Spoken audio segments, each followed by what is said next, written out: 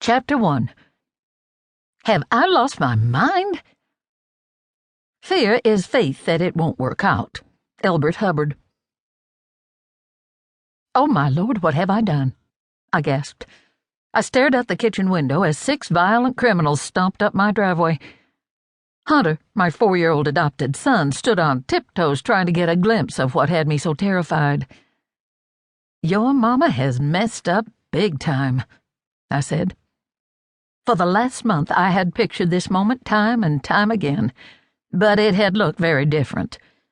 In my imagination, the women would skip up the driveway, giggling and talking excitedly. I'd open the door with a loud welcome, and the women would race toward me, enveloping me in big, grateful bear hugs. After they'd thank me profusely for being so wonderful, we'd sit around the kitchen table, have lunch, drink tea, share laughs, and get to know each other. But these women stomping up my driveway didn't look like they wanted tea. They looked like they wanted blood. Had I lost my mind? Jeff, my husband, had predicted this. "You'll get yourself killed, Brenda," he said when I first told him my plan to rehabilitate female convicts. "You've had a lot of wild schemes in your life, but this is the craziest I've ever heard."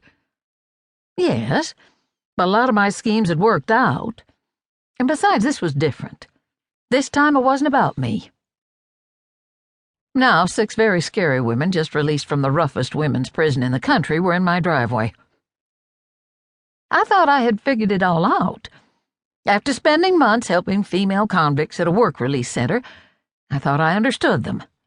I had spoken with the inmates, we had prayed together, and they had seemed genuine in their desire to turn their lives around and start over. But now I doubted everything. How could I have been so stubborn, so driven, so foolish? How could I have put my little boy in danger?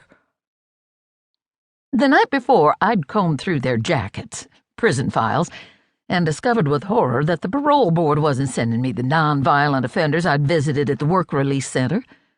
Instead, the women who had just shown up in front of my house had spent collectively 100 years behind bars for crimes such as armed robbery, possession, drug dealing, prostitution, and manslaughter.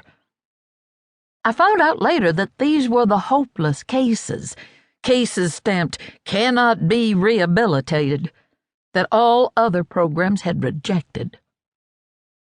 At the work release center, I helped women who were struggling to get their lives together. But the women coming to my home were so hardened, so dangerous, that the system had given up on them. These were not the women I had bargained for.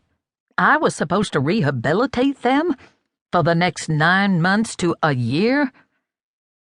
I wrapped my arms tight around Hunter.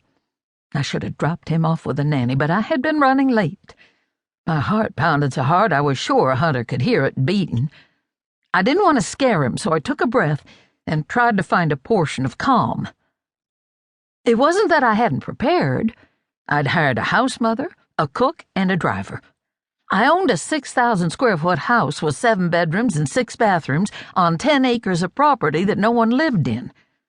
Hob Hill was perfect. It would become my whole-way house for parolees as they transitioned into the real world. This is a good plan, I reassured myself.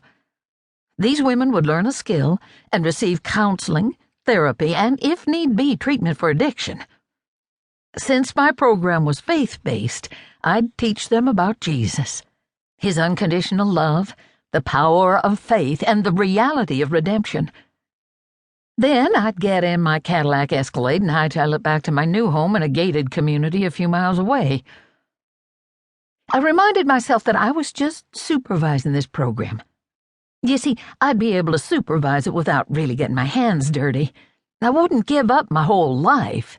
This would be more a hobby than a vocation. And this is how I'll be able to keep that promise I made. Much of my family had been understandably furious with me for pressing forward with my plan, but Melinda, my 28-year-old, caught my passion and crazy vision. She and I had spent the last month